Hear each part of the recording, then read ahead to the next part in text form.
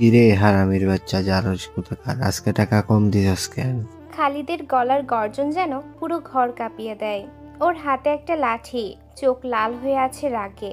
মুহূর্তের মধ্যে ডান হাত উঠিয়ে একটা চড় কষিয়ে দিল ঈশানের গালে। চড়ের শব্দটা যেন সারা ঘরে প্রতিধ্বনিত হলো। ঈশান ছোট্ট ছেলে, গালে হাত দিয়ে নিচু গলায় বলল, স্যার, প্রতিদিন ভিক্ষার নাম করে আমাদের দিয়ে ড্রাগস বিক্রি করান। আমরা অনাথ বাচ্চা। আমাদের স্কুলে পড়াবেন বইলা নিয়ে আসছেন। স্কুলে একটুখানি পড়িয়ে নিজের কাজে লাগান। যা পাই তাই দিতে হয়, নিজেদের কিছু থাকে না। ঈশানের কথা শুনে খালিদ আরও রেগে যায়। খালিদ চোখ বড় বড় করে তাকালো ওর দিকে, তারপর আবার ধমকিয়ে বলে, ওরে বেজন মা, মুখে দেখি তোর কটা ফুটছে। আমি না থাকলে খেতে পারতি না, আসছিস লেকচার শোনাতি। শালা কুকুরের মতো রাস্তায় পড়ে থাকতি। কথাগুলো বলে খালিদ এবার ঈশানের পেটে একটা লাথি মারে। ঈশান মাটিতে গড়িয়ে পড়ে দূরে গিয়ে। ঠোঁট কেটে রক্ত বের হতে থাকে। কিছুক্ষণ পর খালিদ দরজার দিকে ইশারা করলো। চলে যা, কাল থেকে যদি টাকা কমানিস মেরে ফেলবো একেবারে। ঈশান আর কিছু বলল না, মাথা নিচু করে ঘর থেকে বেরিয়ে আসে। রাগ আর কষ্টে চোখে পানি জমে উঠেছে ওর। বাইরে বেরোতেই অন্য কয়েকটা অনাথ ছেলে তাকে ঘিরে ধরল। রবি বলল, ভাই, আজকেও আমাদের জন্য তোমাকে মারলো। ঈশান ঠোঁটের রক্ত মুছে বলল, আমরা এতিম, আমরা কারো ছেলে না রবি।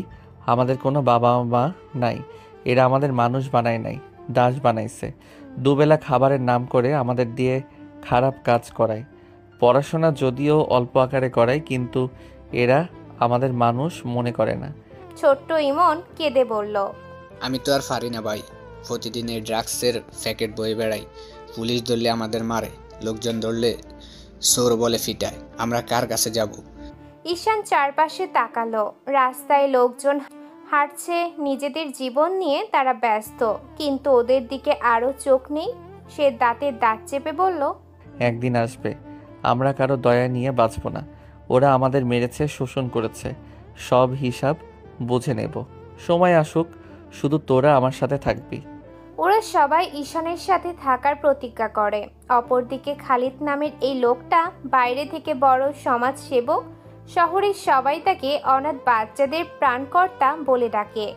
সে একটি ছোট্ট স্কুল খুলে রেখেছে, নাম দিয়েছে আলোক বিদ্যা নিকেতন। সেখানে অনাথ বাচ্চাদের পড়াশোনার ব্যবস্থা করেছে সে। লোকজন ভাবে গরিব বাচ্চাদের পড়াশোনা করাচ্ছে এই স্কুল থেকে খালিদ, কিন্তু ভেতরের আসল চিত্র অন্যরকম। দিনে 1 ঘন্টা হয়তো বই ধরাই, তারপরেই কাজে পাঠিয়ে দেয়। কেউ ড্রাগসের প্যাকেট ডেলিভারি করে ভিক্ষুক সেজে, কেউ বাজারে ভিক্ষা করে ড্রাগস বয়ে নিয়ে যায়, কেউ চুরি করে টাকা আনে। আর প্রতিদিনের সমস্ত টাকা জমা দিতে হয় খালিদের কাছে। ঈশান এসব বুঝতো। সে বুঝতো ওদের ব্যবহার করা হচ্ছে, কিন্তু তার বয়স ছোট। প্রতিবাদ করলে মার খেতে হয়। অনাথ বাচ্চারা একটা বড় হল রুমের ভেতর মেঝেতে পাতলা চাঁদ পেতে শুয়ে আছে।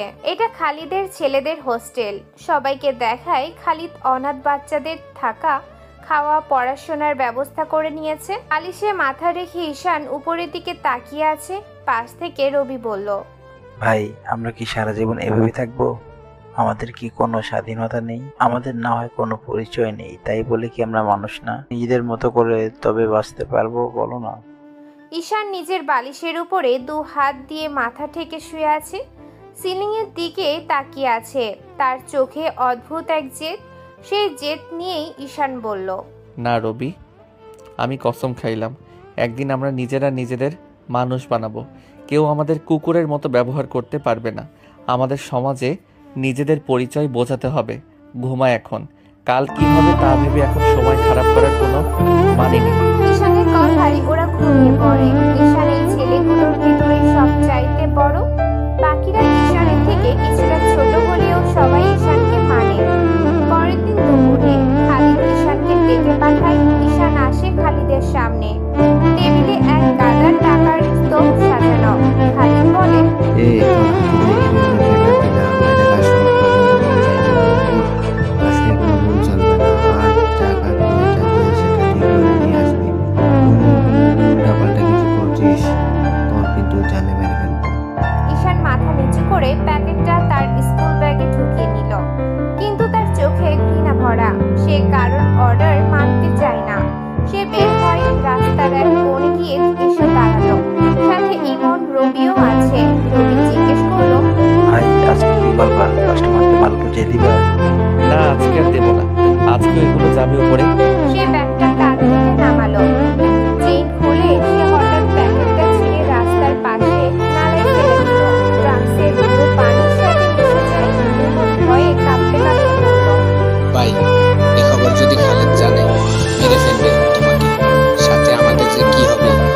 রোজ রাতে শালা আমাদের বিল দিয়ে ফিটায়। ঈশান তাদের দাঁত চেপে বলল, মেরে ফেলো, কিন্তু আমি দাস হতে চাই না। যা করো, আমি আমার মতো থাকবো। ওরা চলে যায় ওদের মাল বুঝিয়ে দিতে। ওদিকে খালিদের কাছে কল দেয় ক্রেতা। মাল আসে না বলে খালিদকে অনেক গালি দেয়। খালিদ বুঝে যায় ঈশান কাজটা ঠিক মতো করেনি। ঈশানকে সে খুঁজে কিন্তু পায় না। খালিদ খবর পেয়ে যায়। সে ঈশানকে ঘরের ভেতর টেনে নিয়ে আসে। তারপর লাঠি দিয়ে পেটাতে থাকে ঈশানকে। বাকি বাচ্চারা দরজার কাছে দাঁড়িয়ে আছে। আরামদাদা, তুই সাহস পাস কি করে? কে তোকে শেখাই আমাদের নষ্ট করতে? মাল পুজো দিস নাই কেন? যা রসগোল্লা, তোর জন্য ঠিক নাই, তুই আমার মাল নষ্ট করিস। ঈশান কাঁপা কাঁপা গলায় বলল, আমি আর ড্রাগস বিক্রি করবো না। মানুষ যত খুশি, আমি পড়াশোনা করতে চাই।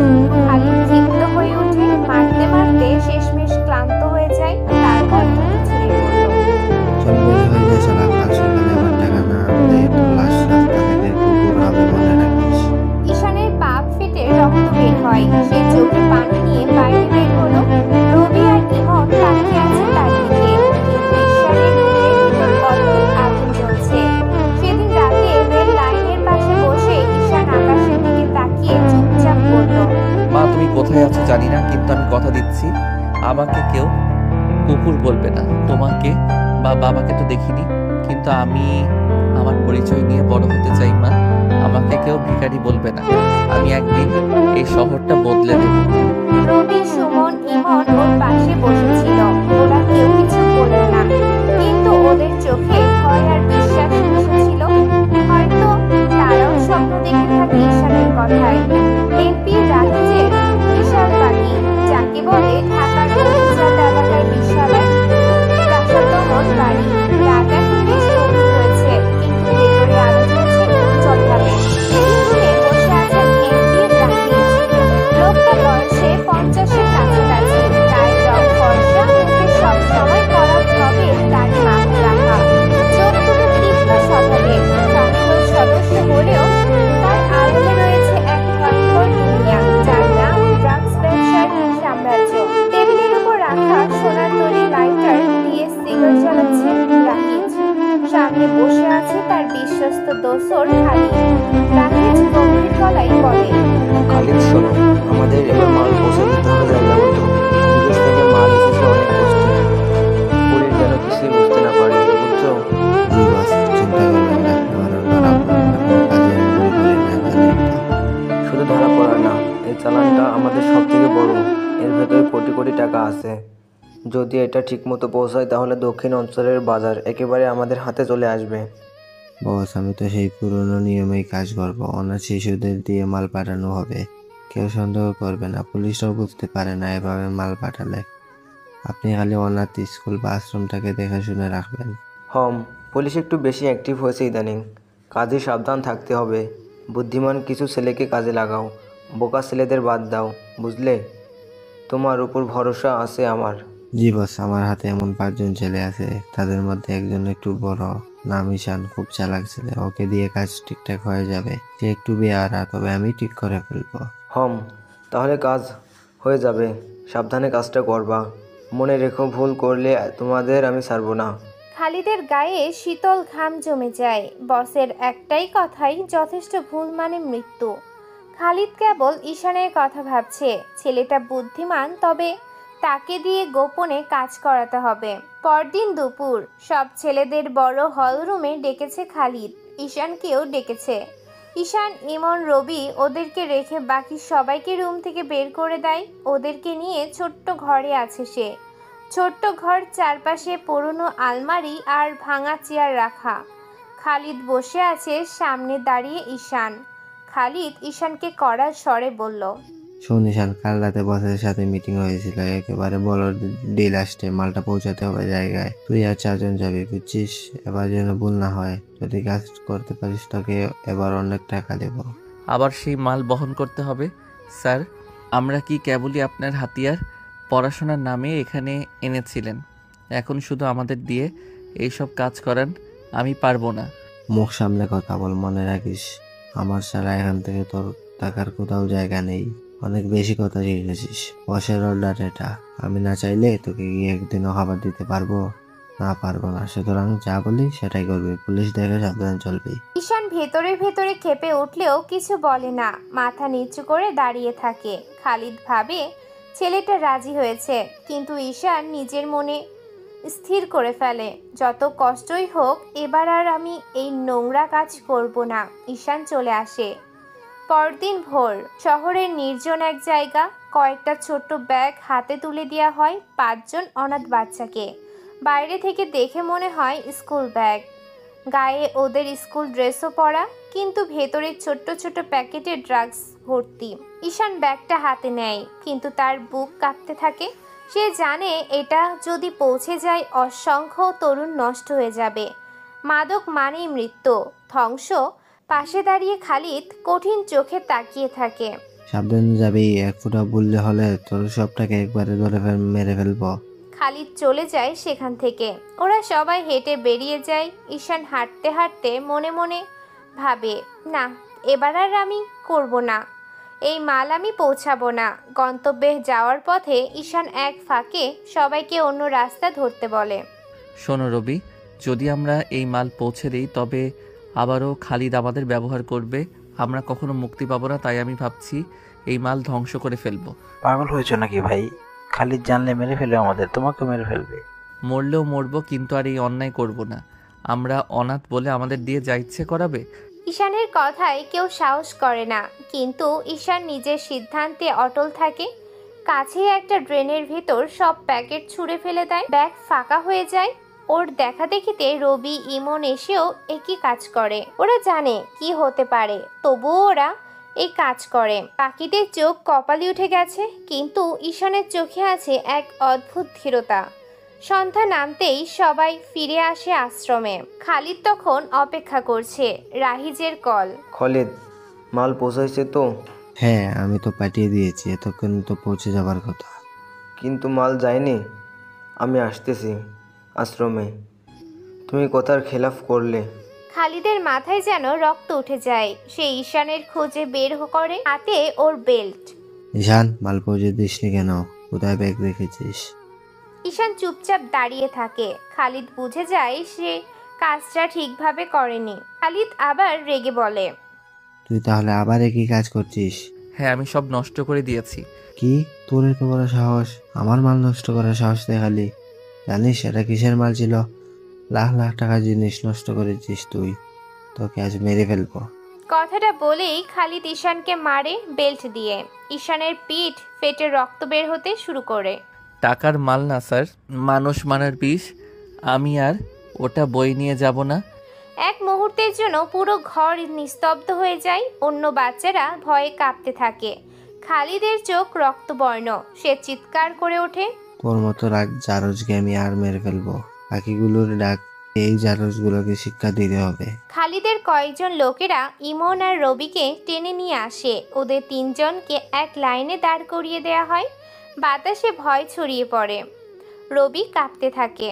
তোরা মনে করছিস আমি কিছুই করতে পারবো না? আজকে শিখিয়ে দেবো বসের অর্ডার অমান্য করলে কি হয়। তার হাতে এবার লাঠি দিয়ে যায় একজন। ঈশান চুপচাপ দাঁড়িয়ে আছে। বাকি দুজনে যেন নিঃশ্বাস আটকে আছে। ঈশান বুক সোজা করে দাঁড়ায়, চোখে পানি আসে, কিন্তু মাথা নত নয়। ওদেরকে মারবেন না, যা করার আমি করেছি, তাই ওদেরকে ছেড়ে দেন। ঘরটা কাঁপতে থাকে ভয় আর রাগে। খালিদ দাঁত চেপে তাকিয়ে থাকে ঈশানের দিকে। ঈশানকে মারতে থাকে, সেই সাথে রবি আর ইমনকে পেটাতে থাকে খালিদ। এমন সময় রাহিজের গাড়ি আসে আশ্রমে। রাহিজের হাতে পিস্তল। সে নামে গাড়ি থেকে। আজকে খালিদকে সে মেরেই ফেলবে। ওদিকে ঈশান বলে, খালিদ স্যার, ওদের ছেড়ে দিতে বলেছি, যদি না ছাড়েন। কি করবি তুই? ঈশান টেবিলের উপর থেকে একটা চুড়ি তুলে নেয়। খালিদ যখন মারতে আসবে ঈশান সেটি শক্ত করে ধরে খালিদের কিডনি সোজা জোরে ঢুকিয়ে দেয়। এমন সময় দরজা দিয়ে রাহিজও প্রবেশ করে। খালিদের দিকে গুলি ছুড়তে যাবে, তার আগেই দেখে খালিদ মাটিতে পড়ে যাচ্ছে। তারপর ঈশান টেবিলের উপর থেকে একটা ছুরি তুলে নেয়। খালিদ যখন মারতে আসবে ঈশান সেটি শক্ত করে ধরে খালিদের কিডনিতে সোজা জোরে ঢুকিয়ে দিল। মুহূর্তেই খালিদের মুখ বিকৃত হয়ে যায়, শ্বাস বন্ধ হয়ে আসছে, শরীর কেঁপে উঠছে, রক্ত মেঝেতে ঝরে পড়ছে ফোঁটা ফোঁটা করে। এমন সময় দরজা দিয়ে রাহিজও প্রবেশ করে, হাতের বন্দুকটা শক্ত করে ধরা, চোখে অদ্ভুত রাগের শীতলতা। সে ভেবেছিল প্রবেশ করার সাথে সাথে গুলি ছুড়বে খালিদের দিকে, কিন্তু সে ভেতরে আসতেই থমকে দাঁড়িয়ে যায়, কারণ সে অবাক হয়ে দাঁড়িয়ে পড়ে। তার চোখের সামনে ঘটে যাওয়া দৃশ্যটা যেন স্বপ্নের মতো মনে হতে থাকে, কারণ মাত্র ৮-১০ বছরের একটা ছেলে খালিদের মতো দাগি লোককে ছুরি মেরে ফেলে দিল। রাহিজের ভেতরে চমক কাজ করলেও মুখে কোনো ভাব প্রকাশ পায় না। খালিদের লোকজন যারা ভেতরে ছিল তারা এগিয়ে এসে ঈশানকে মারতে উদ্যত হয়। তখনই রাহিজ হাত তুলে সবাইকে থামিয়ে দেয়, একটু এগিয়ে আসে ঈশানের দিকে তাকিয়ে বলে, কেউ ওর গায়ে হাত দিবে না। তার কণ্ঠ যেন গরম লোহার মতো শক্ত, আর চোখে রক্ত হিম করে দেওয়ার মতো দৃষ্টি দিয়ে গম্ভীর গলালয় কথাটা বলল। লোকজন রাহিজের কথায় পিছিয়ে যায়। খালিদ তখনও আধমরা কষ্টে শ্বাস নিচ্ছে, রক্তে ভিজে যাচ্ছে মেঝে, শরীর কাঁপছে ওর। সে রাহিজের দিকে তাকিয়ে ভাঙা গলায় বলে ওঠে, স্যার ওকে মেরে। কিন্তু বাক্য শেষ হবার আগেই ঠাস শব্দে রাহিজ পিস্তলের ট্রিগার টিপে দেয়। গুলি সোজা খালিদের বুকে এসে লাগে। মুহূর্তেই তার দেহ নিথর হয়ে পড়ে যায়। মেঝেতে ছড়িয়ে পড়া রক্ত যেন ধুলো পড়া অন্ধকার ঘরটিকে আরও ভয়ঙ্কর করে তোলে। রাহিজ ধীর পায়ে এগিয়ে গিয়ে টেবিলের উপর বসে পড়ে। তার ভঙ্গিতে কোনো অস্থিরতা নেই, বরং রাজাদের মতো নিশ্চিন্ত একটা ভাব। ঈশান তখনও হাঁপাচ্ছে, ঠোঁটের কোণে রক্ত লেগে আছে, হাতে শক্ত করে ছুরি ধরা। রাহিজ সিগারেট বের করে আগুন জ্বালায়, তারপর ধোঁয়া ছেড়ে হালকা হেসে বলে, ছোট বোম, খুব জোরে শব্দ না করলেও মানুষ মরে অনেক। নাম কি তোর? ছেলেটা একটু ইতস্তত করে উত্তর দেয়, ঈশান। ওহ, তুই ঈশান, চিনিস আমাকে? ঈশান চোখ ছোট করে তাকায়। রাহিজকে এর আগে সে কখনো দেখেনি। সে উত্তর দেয়, না। চিনবি আমাকে? যা, এই আশ্রম, এই এরিয়া আজ থেকে তোর। রাহিজের কণ্ঠে অদ্ভুত ধীরতা, যেন সে কোনো ছোট ছেলেকে নয়, একজন ভবিষ্যৎ যোদ্ধাকে ঘোষণা দিচ্ছে। ঈশানের চোখে এক ধরনের আগুন লেগে আছে, তবে রাহিজের কথায় ওর ঠোঁটে মুচকি হাসি খেলে যায়। সে হাতে ছুরি শক্ত করে ধরে বলে ওঠে, সিংহ যখন যে বনে যায় সেই বনের রাজত্ব তার নিজের হয়ে যায়, এর জন্য কারো ঘোষণার দরকার পড়ে না। ঘরটা মুহূর্তেই নিস্তব্ধ হয়ে যায়। এতটুকু একটা ছেলের কথা এতটা গভীরভাবে রাহিজ বুঝতে পারেনি। রাহিজ তাকিয়ে থাকে ছেলেটার চোখের দিকে। এই বয়সে এরকম দৃষ্টি, যে দৃষ্টিতে ভয় নেই, দ্বিধা নেই, আছে কেবল লড়াই আর বাঁচার তীব্র ইচ্ছা। তার মনে পড়ে যায় নিজের শৈশব।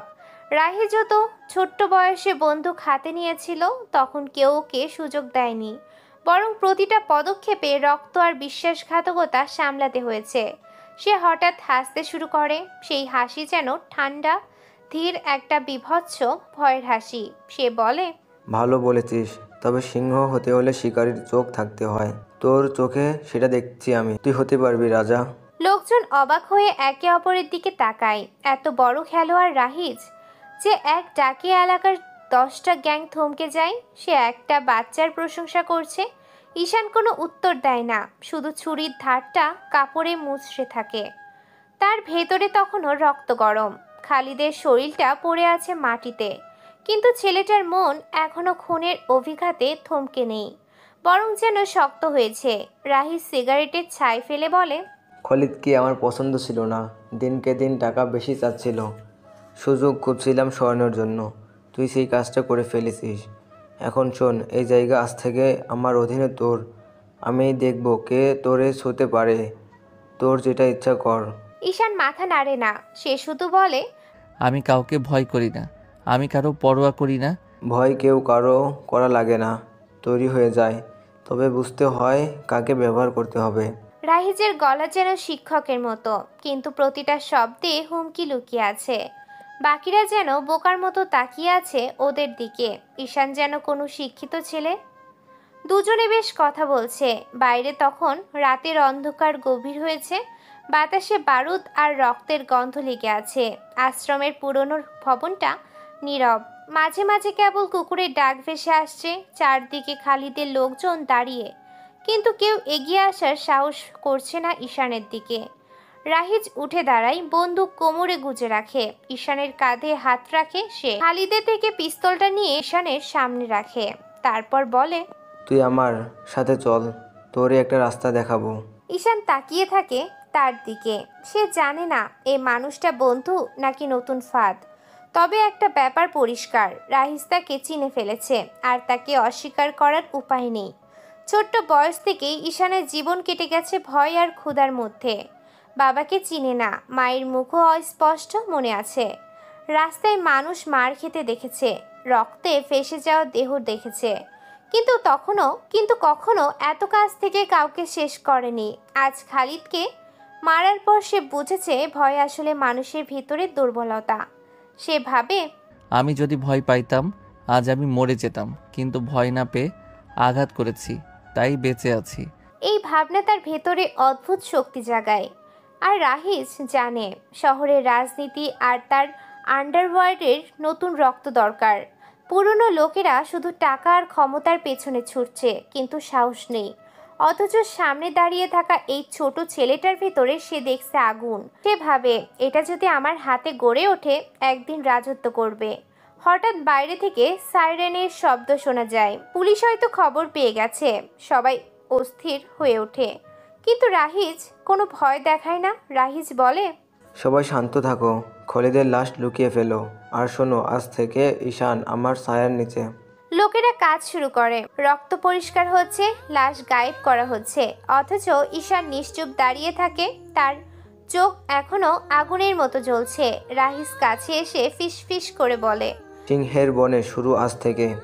আমি বনে জন্মাই নাই, কিন্তু সিংহ হয়ে মরব। রাহিজ আর কিছু বলে না, সেখান থেকে চলে যায়। তবে শুরু হয় ঈশানের জীবনে নতুন কিছু। ওর পাশে রবি আর ইমন এসে দাঁড়ায়। বাকি ছেলেরাও এখন ঈশানের পাশে। তারপর বিকেল নামতেই পুরান ঢাকার অলি গলি জমে ওঠে। রাস্তার দুপাশে সারি সারি দোকান, কোথাও চটপটি, কোথাও চানাচুর, আবার কোথাও ফুচকার টং দোকান বসে। গলির ভেতরে লোকজনের আনাগোনা, গাড়ির হর্ন, রিকশার ঘন্টা, সব মিলিয়ে যেন এক চিরচেনা কোলাহল পরিবেশ দেখা যায়। এই কোলাহলের ভেতরে দাঁড়িয়ে আছে ছোট্ট একটা ফুচকার দোকান। বাঁশের টিন দিয়ে বানানো শেড, সামনে কাঠের টেবিল, তার উপর বড় একটা বালতি ভর্তি ফুচকার খোল, পাশে আলু ভর্তা, টক পানি আর মশলা সাজানো। দোকানটা চালান আফতাব মিয়া, 50 এক লোক। তার গায়ের রং কালচে, মুখে দাড়ি, চোখে ক্লান্তি ভাব। তবে তার চোখেই থাকে পরম মমতার ছাপ যখন মেয়ের দিকে তাকান। তার মেয়ের নাম আনিশা, বয়স হবে 21-22 হবে। আনিশার গায়ের রং ফর্সা, চোখে আলোর ঝিলিক, লম্বা চুলও আছে। হাসলেই মনে হয় যেন কেউ রাতের অন্ধকারে প্রদীপ জ্বালালো। সে বাবাকে সাহায্য করে ফুচকা বিক্রি করতে। ছোট্ট দোকানটা যেন তাদের বেঁচে থাকার একমাত্র ভরসা। আফতাব মিয়া প্রতিদিন বিকেলে দোকান খোলেন। সকালে বাজার থেকে আলু, পেঁয়াজ, ধনেপাতা, মশলা কিনে আনেন। মেয়ের সাথে বসে সব প্রস্তুতি করেন। তারপর দুজন মিলে দোকানে বসেন। তাদের আয় অল্প হলেও সুখটা আছে। আফতাবের স্বপ্ন মেয়েকে একদিন ভালো ঘরে বিয়ে দিবেন। তার জন্যই টাকা পয়সা জমাচ্ছেন। কিন্তু এই সুখ শান্তির জীবনে কালো ছায়ার মতো ঢুকে আসে এক অমানুষ মাহিন। মাহিন এলাকার প্রভাবশালী নেতার ছেলে, বয়স 26-27। হাতে সবসময় দামি ফোন থাকে, গায়ে ব্র্যান্ডের পোশাক, মুখের দাম্ভিকতা তো আছেই। ছোটখাটো ব্যবসা করে, কিন্তু তার চেয়ে বেশি চলে বাপের নাম আর ক্ষমতার দাপটে। এলাকার লোকজন তাকে সামনে কিছু বলতে সাহস পায় না। সেদিনের মতো মাহিন আর তার বন্ধুরা বিকেলবেলা হাঁটতে হাঁটতে হঠাৎ আফতাব মিয়ার দোকানে এসে দাঁড়ালো। দোকানে তখন কয়েকজন ক্রেতা ফুচকা খাচ্ছে। আনিশা ব্যস্ত হাতে ফুচকা সাজাচ্ছে। মাহিন হেসে বলল, এই যে ফুচকা দেন তো। আনিশা মাথা তুলে তাকাতেই থমকে গেল সে। মনে হলো যেন হাওয়ার ঝাপটা এসে তাকে ছুঁয়ে গেল। মেয়েটির চোখের চাহনি, ঠোঁটের কোণের লাজুক হাসি সবকিছু মাহিনকে অস্থির করে দেয়। সে মনে মনে ভাবে, হে মেয়ে, ফুচকার দোকানে এ তো রূপকথার পরী। আফতাব মিয়া ফুচকার বাটি সাজিয়ে মাহিনের সামনে এগিয়ে দিলেন।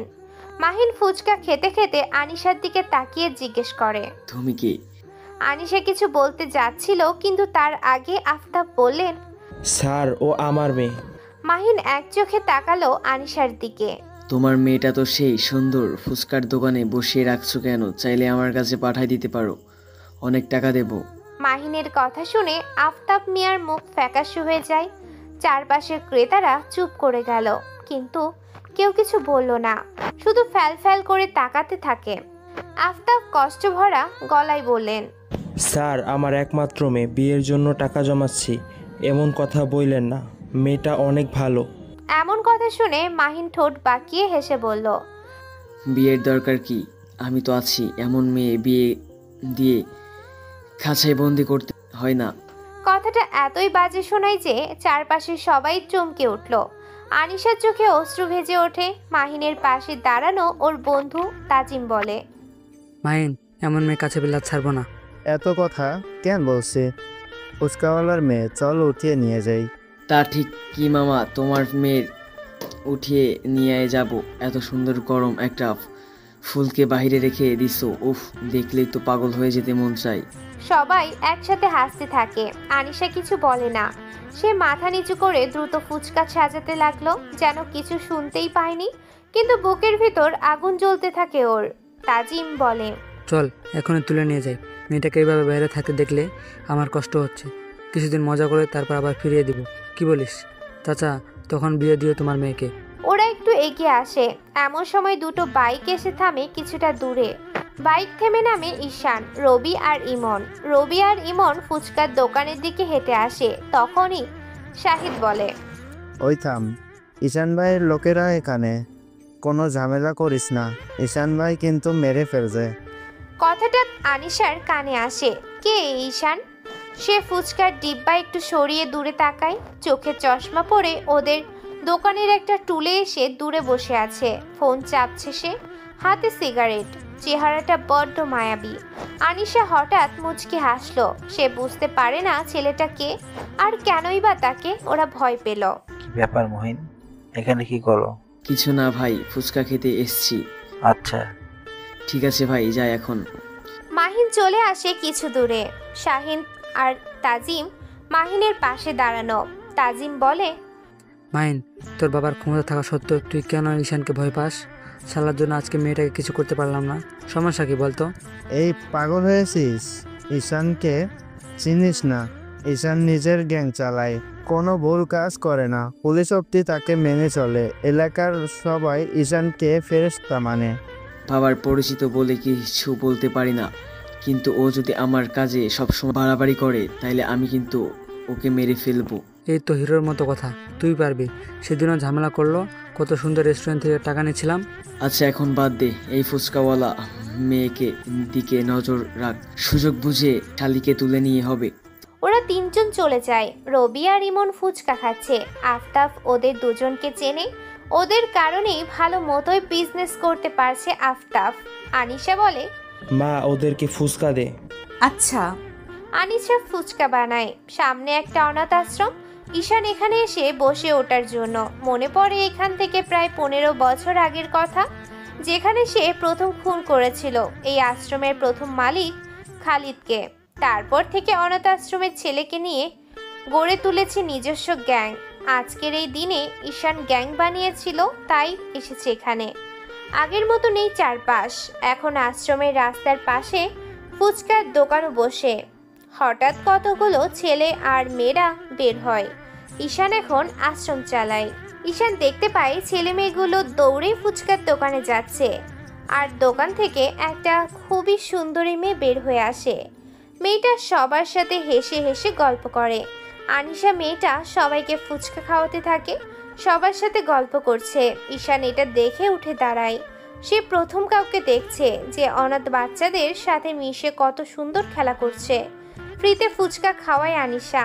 যদিও আফতাবকে রবিরা টাকা দিয়ে দেয়, আনিশা এসব জানে না। কিন্তু ঈশান আনিশাকে প্রথমবার দেখে এভাবে, আর তাতেই ঈশানের মনে আনিশার প্রতি একটা আলাদা ভালো লাগা কাজ করে। বাচ্চারা চলে যায়, আনিশা আবার আসে। ফুচকা বানিয়ে শেফ প্লেট সাজায়, তারপর নিয়ে যায় ঈশানের কাছে। ঈশান অপলক দৃষ্টিতে তাকিয়ে থাকে আনিশার দিকে। আনিশা ফুচকা বাড়িয়ে বলে, এটা আপনার জন্য। আমি তো অর্ডার দেইনি। আমার তরফ থেকে গিফট। কেন, আপনার কি আজ বার্থডে? সেটা বলবো না, তবে ধন্যবাদ। কেন? আমার ইচ্ছে হয়েছে তাই। আপনাকেও ধন্যবাদ। কেন? ওই যে এতিম অনাথ বাচ্চাদের সাথে প্রথম কাউকে এভাবে মিশতে দেখলাম। ও ওটা, ওরা তো আমার ছোট বন্ধুরা। আমি যখনই আসি বাবার কাছে হেল্প করতে, তখনই ওদের সাথে এভাবে মিশি। তাছাড়া ক্লাস থাকে আমার। এই জন্যই আপনি সুন্দর। এতিমদের ভালোবাসি বলে সুন্দর?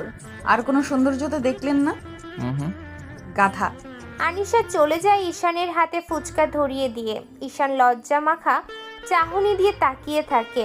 রবি আর ইমন আসে। ঈশান বলে, মেয়েটা কে? ওই যে আফতাব চাচার মেয়ে, মনে নেই? তুমি একদিন চাচাকে চুরি দোষ থেকে বাঁচালে, বলেছিল তার মেয়ে অসুস্থ, টাকা দরকার, তাই রাস্তার দোকানের পাশ থেকে টাকা চুরি করে ধরা পড়ে। লোকজন মারার আগেই তুমি তাকে বাঁচিয়েছিলে। চাচার মেয়ে আনিশা। কেন বলো তো? না, এমনি। মেয়েটা অনাথ আশ্রমের বাচ্চাদের ভালোবাসে। মনে আছে তোদের? আমরাও একসময় এখানে থাকতাম। এরপর আমরা এখন এই শহরের চেনামুখ। হ্যাঁ, রাহিস স্যারের সাথে তোমার প্রথম দেখা হয়েছিল। থাক, বাদ দে। চল, ভাবছি রোজ এখন থেকে বাচ্চাদের দেখতে আসবো। ঠিক আছে। ওরা তিনজন বাইক নিয়ে চলে আসে সেখান থেকে। আনিশা আড়াল থেকে ঈশানকে দেখছিল। মনে মনে ভাবছে, এমন হাবা গোবা দেখতে ছেলেকে কে ভয় পায়, গর্ধপ একটা। পরের দিন ঈশান আবার আসে সেখানে। আনিশাও এসেছে। দুজন দুজনের দিকে তাকিয়ে থাকে। এমন সময় একটা কল আসে ঈশানের। রাহিজের কল। ঈশান রিসিভ করে চলে আসে দূরে। কিছু সময় পর সেখানে মাহিনেরা আসে। মাহিন এসে ফুচকার অর্ডার দেয়। তারপর আনিশার দিকে তাকিয়ে থাকে। মাহিন বলে, এই মেয়ে, তুমি জানো এই এলাকার আমার মতো লোকের সাথে থাকলে কষ্ট পেতে হবে না। সোনার কাছায় রেখে দেব, খোঁজায় নিজ থেকে রাজি হয়ে যাও। আনিশা এসব কথা সহ্য করতে পারে না। চোখ মিলে তাকালো মাহিনের দিকে। তার কণ্ঠ ভয়ে কাঁপলেও ধীরভাবে বলে, আপনি এভাবে কথা বলছেন কেন? আমি দোকানে বসে কাজ করছি, আমার বাবা এখানে দাঁড়িয়ে। আপনাকে সম্মান দিচ্ছি, আপনি কেন অসম্মান করছেন? আমরা গরিব বলি কি যা ইচ্ছা বলবেন নাকি? মাহিন আনিশার নাক টেনে ধরে। আনিশা ফোঁস করে ওঠে। মাহিন তন হেসে গালে হাত রাখলো আনিশার। তারপর বলে, রাগ করলে তোমাকে আরো সুন্দর লাগে, আর তোমার গলাটা কি নরম! উফ ভাই, আমাকে একটু ছুতে দে। তোরা রাস্তাঘাটে কি শুরু করলি? দেখ না, গলাটা কি নরম। আনিশার সারা শরীর যেন রাগে কেঁপে ওঠে। হঠাৎই যেন পুরো পৃথিবীটা থমকে গেল ওর। আনিশার চোখে বজ্রপাতের আভা ফুটে উঠেছে। মুহূর্তে হাত তুলে জোরে চড় বসালো মাহিনের গালে। ঠাস করে একটা শব্দ হয়। মাহিনের বন্ধুরাও অবাক হয়ে গেছে। শব্দটা এত জোরে হলো যে আশেপাশে থাকা ক্রেতারা স্তব্ধ হয়ে গেল। কেউ চোখ মেলতে পারল না। আফতাব মিয়া তো হতভম্ব। তার চোখে জল এসে গেল, গলায় কথা আটকে গেল। কারণ এরপর কি ঘটতে পারে সেটা আফতাব ভালো মতোই বুঝতে পারছে। মাহিন হতবাক হয়ে তাকিয়ে রইল আনিশার দিকে। জীবনে কোনোদিনও কেউ তাকে এভাবে অপমান করেনি। গালের দাগে জ্বলুনি ছড়িয়ে পড়ল, কিন্তু ভেতরের জ্বালাটা আরও তীব্র হয়। সে দাঁত চেপে বলল, তুই সাহস করলি আমাকে বড় চড় মারার, দেখবি তোকে আমি কি কেমন শিক্ষা দেই। আনিশা ভীত হলেও চোখের দৃঢ়তা নিয়ে বলল, আপনি যতই ক্ষমতাবান হন না কেন, আমার ইজ্জত নিয়ে খেলতে পারবেন না। আপনার অনেক কিছু সহ্য করেছি, আর না। মাহিন আনিশার চুল চেপে ধরে টেনে বের করে। আফতাব এগিয়ে আসে কাছে। মাহিনের পা জড়িয়ে ধরে কেঁদে কেঁদে বলে, স্যার, আমার একমাত্র মাইয়াডারে ছাইরা দেন। আপনি যা বলবেন আমি তাই করব, তবুও আমার মেয়েকে ছেড়ে দেন। ওর কোনো ক্ষতি করেন না। সর হারামি বাচ্চা, তোর মেয়েকে আজকে বোঝাবো মাহিন কি করতে পারে। চল শালি, আজকে তুই আমার রুম মেট হবি। বাবা ছাড়ো ওকে, আমার মেয়ের ক্ষতি কইরো না, ওর বিয়ে হবে না বাবা। মাহিন আফতাবের বুকে জোরে একটা লাথি দেয়। আফতাব পড়ে যায় ছিটকে, রাস্তার উপরে মুখ থুবড়ে পড়ে, মুখ কেটে যায়। কিন্তু মনের ভেতরে তার মেয়ে হারানোর যন্ত্রণা, এই কেটে যাওয়া যন্ত্রণার থেকেও যেন বিশাল হয়।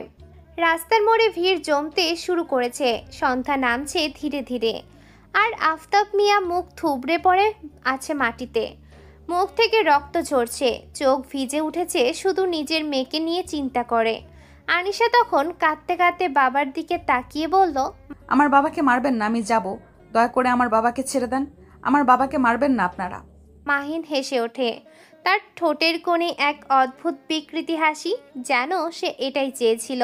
মাহিন বলে, আজকে চর মেরেছিস, এখন বোঝাবো মাহিন কি করতে পারে। এই তোরা বুইরাটারে ছাড়, শালিকে নিয়ে চল। মাহিন আনিশাকে টেনে নিয়ে যায় বাইকের কাছে। বাইকে উঠাতে যাবে, ঠিক তখনই রাস্তায় ভারী বুটের শব্দ শোনা যায়। পেছন থেকে গম্ভীর গলায় ভেসে ওঠে, মাহিন, তোকে একবার বারণ করেছিলাম খারাপ কাজ করবি না, শুনিসনি? মাহিন, তাজিম আর শহীদ একসাথে ঘুরে তাকায়। চোখ হঠাৎ আতঙ্কে বড় হয়ে যায়। অন্ধকারের লাইট পোস্টের আলো স্পষ্ট দেখা যায় ঈশান দাঁড়িয়ে আছে, শহরের নামকরা গ্যাংস্টার, যার নাম শুনলেই পাড়ার ছোটোখাটো গুন্ডারা দূরে সরে যায়। আর বড় নেতারা তো কথাই বলে না। ঈশান এগিয়ে আসে, চোখে যেন বজ্রপাতের আভাস। সে গম্ভীর গলায় বলে, মেয়েটাকে ছেড়ে দে মাহিন, চুপচাপ চলে যা। মাহিন ভড়কে গেলেও মুখ শক্ত করে বলল, ভাই দেখো, হিসেবটা আমার, তাই দোয়া করে আমার বিষয়ে নাক না গলালেই ভালো হবে। তাজিমও সাহস করে বলে উঠল, তাছাড়া আপনি ওর বাপের চামচা, কেন তার ছেলের উপরে কথা বলবেন? নিজের কাজ করান, এসব আমাদের কাজ। ঈশান হেসে ওঠে, তার হাসিতে ভয় লুকানো নেই, বরং মৃত্যু লুকিয়ে আছে। তাই নাকি? আমার ধৈর্যের পরীক্ষা নিস না, বলছি ছেড়ে দে, চলে যা। আর তোদের পিছনে যার বাবাই থাক, সেই বাবাই ভালো করে জানে আমি কি করতে পারি। মাহিন এবার গর্জে উঠে বলে, ছাড়বো না, আমার গায়ে হাত তুলেছে, এই মেয়েকে ধর্ষণ করেই ছাড়বো। আমাকে তো সে চেনে না। কথাটা শেষ হতে না হতেই ঈশানের মুখ গম্ভীর হয়ে যায়, চোখের লাল রক্তিম রেখা যেন আরো উজ্জ্বল হয়ে ওঠে। সে এক ধাক্কায় এগিয়ে যায় মাহিনের দিকে। ঈশান খুব বেশি কথা বলে না, কাছে যেতেই মাহিন ঘুষি চালাতে গেল, কিন্তু ঈশান একসাথে সরে গিয়ে এক ঘুষিতেই মাহিনকে ফেলে দিল রাস্তায়। রাস্তার মানুষেরা দেখতে থাকে এসব। আমার বন্ধুকে মেরেছিস, তুই বুঝিসনি এখনো? শাহিদ দৌড়ে এসে ঈশানের পিঠে লাফ দিল, কিন্তু ঈশান পেছনে হাত বাড়িয়ে ধরে তার চুল টেনে মাটিতে আশ্রে ফেলে। শাহিদের মুখ থেকে চিৎকার বেরিয়ে যায়। তাজিম এবার পকেট থেকে ছুরি বের করে ঝাঁপিয়ে পড়ে। আনিশা ভয় পেয়ে চিৎকার করে ওঠে, ঈশানকে বলে, সাবধান। ঈশান একপাশে সরে গিয়ে তার হাত চেপে ধরে, এত জোরে মুচড়ে দিল যে ছুরি মাটিতে পড়ে যায়। তারপর এক লাথি মেরে তাজিমকে ছিটকে দিল। চারপাশের ভিড় তখন থমকে দাঁড়িয়ে দেখছে, কেউ সাহস করছে না কিছু বলার। মাহিন আবারও উঠে এসে ঈশানের দিকে ঝাঁপ দিল। ঈশান এবার তাকে বুকের কাছে ধরে এক ঘুষি মেরে ফেলে দিল। তারপর তার কলার চেপে ধরে গর্জে উঠে বলে, মেয়েটাকে নিয়ে আর একবার কিছু বললে তাহলে এই শহরে তোর আর নাম থাকবে না, সাথে তোর বাবার নামও মুছে দেব, বুঝেছিস? মাহিন কাঁচতে কাঁচতে মাটিতে পড়ে যায়। ভয় আর রাগে তার শরীর কাঁপছে। সে রক্তমাখা মুখে বলে, কাজটা ঠিক করলি না তুই, এর খেসারত তোকে দিতে হবে। ঈশান হাসে, মাহিনকে আর কিছু বলে না। সে ধীরে ধীরে আনিশার দিকে তাকালো। সে কাঁপতে কাঁপতে বাবার পাশে দাঁড়িয়ে আছে। আনিশা ভয় কেঁদে বলল, আমার বাবাকে ওরা মেরে ফেলবে, দয়া করে আমার বাবাকে বাঁচান। চিন্তা করবেন না, আপনার বাবাকে কেউ ছুঁতে পারবে না, আমি থাকলে, সাথে আপনাকেও না। কথাটা বলেই সে চারপাশে তাকিয়ে চিৎকার করে বলল, সবাই শোনো, যার সাহস আছে এই মেয়ের দিকে তাকিয়ে দেখাক আমি ঈশান আছি, যার দরকার মনে হয় আগে আমার সাথে হিসেব মিটাও। ভিড়ের মধ্যে থেকে কেউ শব্দও করল না, সবাই চুপচাপ সরে গেল। মাহিন, তাজিম আর শাহিদ ধীরে ধীরে উঠে দাঁড়ালো। চোখে আগুন থাকলেও শরীরে সাহস নেই। শেষবার হুমকি দিয়েও মাহিন বলল, এই বিষয়ে রয়ে গেল, একদিন তোকে দেখাবো। ঈশান একপাশে দাঁড়িয়ে রক্ত ভেজা হাসি দিয়ে বলল, যেদিন আসবি সেদিন তোর শেষ হবে, এখন যা এখান থেকে। ওরা তিনজন দৌড়ে পালালো এখান থেকে। আনিশা ভয় পেয়েছে। আনিশা তখন হঠাৎ দৌড়ে এসে ঈশানকে জড়িয়ে ধরে সে কাঁপছে, বুক ভিজে গেছে কান্নায়। আনিশা বলে, আপনি না এলে আমার জীবন শেষ হয়ে যেত। বাবা বাবা শেষ হয়ে যেতেন। ঈশান একটু থমকে দাঁড়ালো। তার চোখে কঠিন গ্যাংস্টারের রাগ নেই, আছে শুধু নরম এক দৃষ্টি। সে ধীরে ধীরে আনিশার মাথায় হাত রাখলো, তারপর বলে, চিন্তা করো না, আমি আছি। আনিশা চোখ তুলে তাকালো ঈশানের দিকে। ঈশানের চোখে ঝড়ের পর শান্তির আলো লেগে আছে। এক অদ্ভুত নিরাপত্তার অনুভূতি জড়িয়ে ধরল তাকে। আফতাব মাটিতে বসে বলল, বাবা তুমি না এলে আজ আমার মেয়েকে হারাতাম। আল্লাহ তোমার মঙ্গল করুক। ঈশান একটু হেসে বলল, চাচা, আমি শুধু আমার দায়িত্ব পালন করেছি। গরিবের মেয়ে হোক বা ধনী, মেয়ের ইজ্জত মানে সবকিছু। আনিশা ধীরে ধীরে হাত ছাড়ল, কিন্তু তার চোখে তখনও ভরসার অশ্রু। ঈশানের দিকে তাকিয়ে বলে, আমি কি আপনার কাছে একটা কথা বলতে পারি? কি কথা? আপনি সবার কাছে গ্যাংস্টার, ভয়ঙ্কর মানুষ, কিন্তু আমার কাছে আজ আপনি নায়ক। আপনি অন্যরকম ভালো মানুষ। কথাটা শুনে ঈশান একটু চুপ করে রইল। এতদিনে কেউ তাকে এভাবে বলেনি। সবাই তাকে ভয় পায়, ঘৃণা করে, যদিও সাধারণ মানুষ তাকে ভালোবাসে। কিন্তু আনিশার চোখে সে ভিন্ন কিছু দেখেছে, যেটা শ্রদ্ধা, কৃতজ্ঞতা আর একটুকু টান। রাস্তার বাতাসে হালকা শীত, আকাশে তখনও কিছুটা আলো রয়ে গেছে। রবি আর ইমন এসেছে। ঈশান ধীরে ধীরে বলল, নায়ক নই আমি, কিন্তু তুমি যদি আমাকে এমন ভাবো তবে মনে হয় আমার জীবনটা এখনো পুরো অন্ধকার হয়নি। আনিশা হেসে ফেলল অশ্রু ভেজা মুখে। তারপর হঠাৎ করে সে আবার ঈশানকে আলতো করে জড়িয়ে ধরে বললে, ধন্যবাদ, ধন্যবাদ আমাকে আর বাবাকে বাঁচানোর জন্য। ঈশান ও হাত রাখলো তার কাঁধে। অনেকদিন পর তার ভেতরে এক অচেনা উষ্ণতা অনুভব হয়, যা এর আগে কখনো হয়নি। আফতাব মিয়াকে ধরে ওঠানো হয়। ভিড় সরেই গেছে। মাহিন, তাজিম, শাহিদ দূরে অন্ধকারে হারিয়ে গেলেও ঈশানের চোখে তাদের জন্য হুঁশিয়ারির ঝলক রয়ে গেছে। কিন্তু সেই রাতটা আনিশার কাছে চিরস্মরণীয় হয়ে রইল। এক গ্যাংস্টারের ভেতরে লোকানো নায়ককে সে খুঁজে পেয়েছে।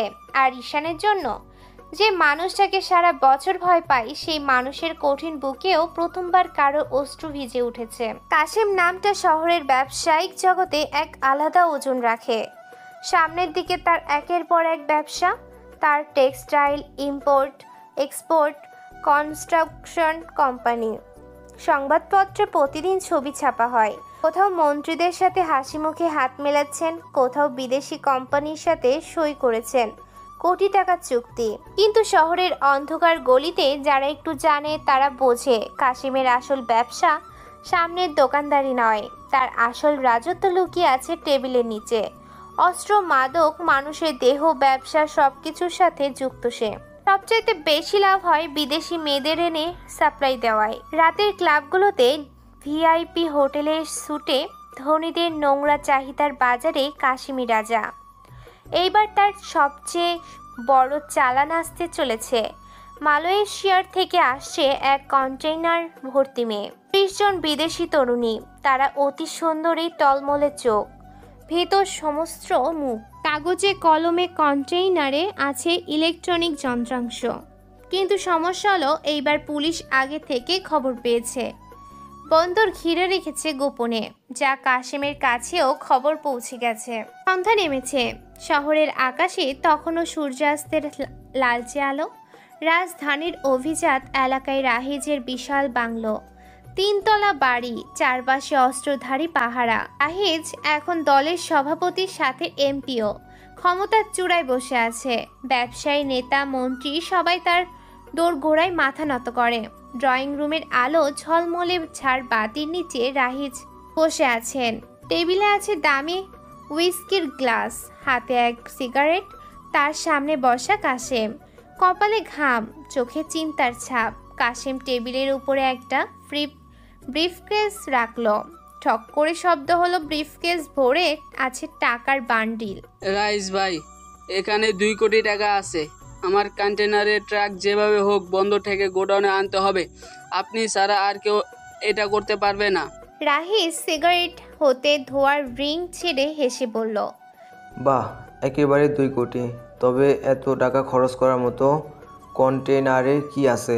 কাশিম তার ঠোঁট কামড়ে একটু নিচু গলায় বলল, এই জন্য তো আপনারে বলতে হবে। মেয়ে আছে এক কন্টেনারে, 30 জন বিদেশি। দেশে নাইট ক্লাবে এক একজন কোটি টাকা উঠবে। মাল আমার জায়গা মতো চাই। রাহিজ ব্রু কুচকে তাকালো। কাশিম হাসে।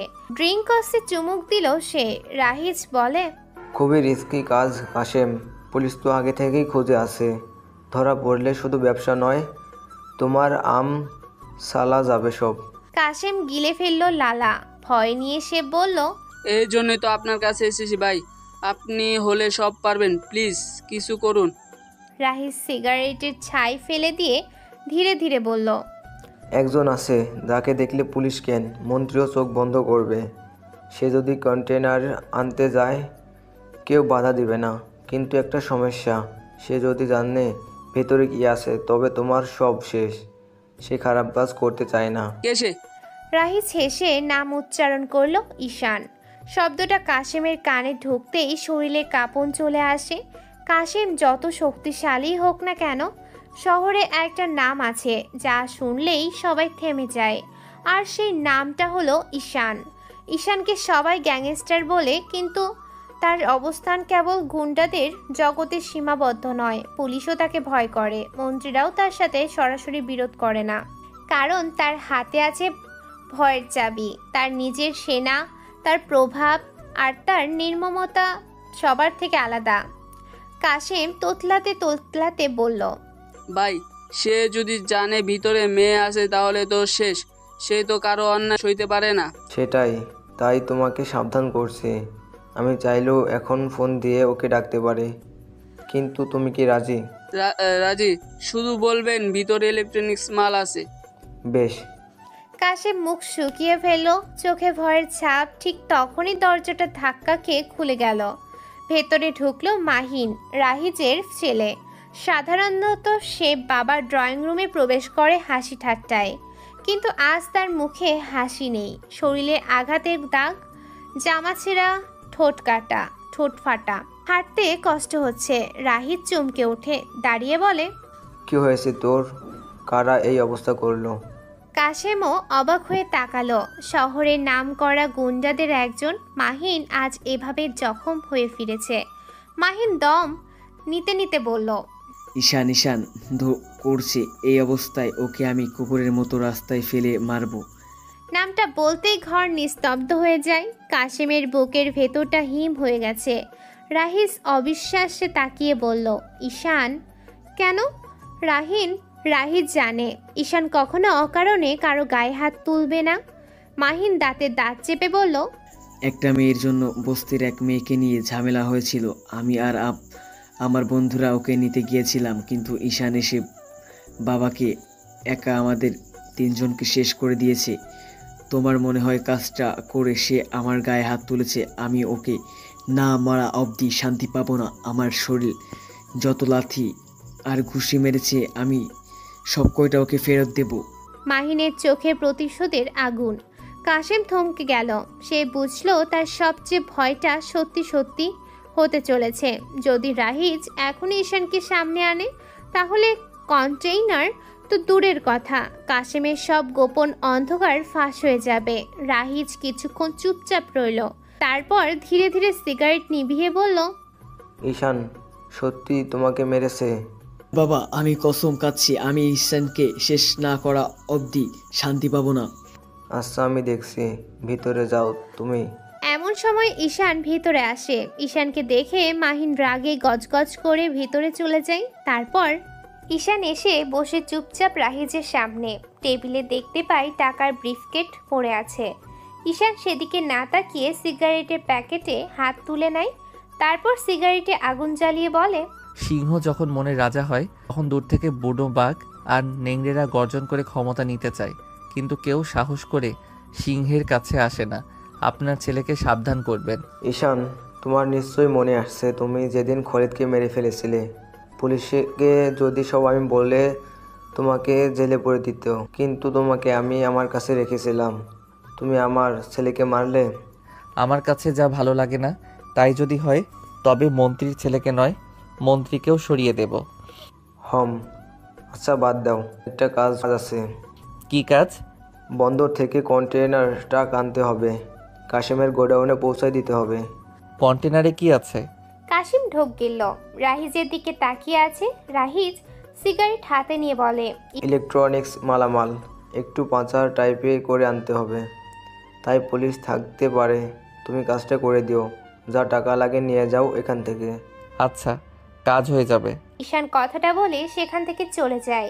কাশিম যেন হাত ছেড়ে বাঁচে। রাহিজ চুপচাপ ঈশানের চলে যাওয়ার দিকে তাকিয়ে থাকে।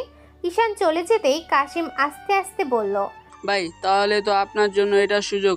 আমি যদি আপনাকে সাহায্য করি আর আপনি যদি ঈশানকে সরিয়ে দেন, তাহলে আমার ব্যবসাও বাঁচবে, আপনার প্রতিশোধও নেওয়া হবে। আমি আপনার চোখেই দেখেছি ঈশানের প্রতি আপনার রাগ, সরাবেন ওকে? রাহিজ তাকিয়ে রইল কাশিমের দিকে। চোখে এক অদ্ভুত খেলা এসে জমেছে, যা আগে ভাবিনি সেটাই ভাবনাতে উকি দিচ্ছে রাহিজ। বলে, তুমি কি জানো কাশেম, ঈশানকে সরানো মানে শুধু একজন মানুষকে শেষ করা নয়, মানে শহরের অর্ধেক শক্তি নিজের বিপক্ষে আনা।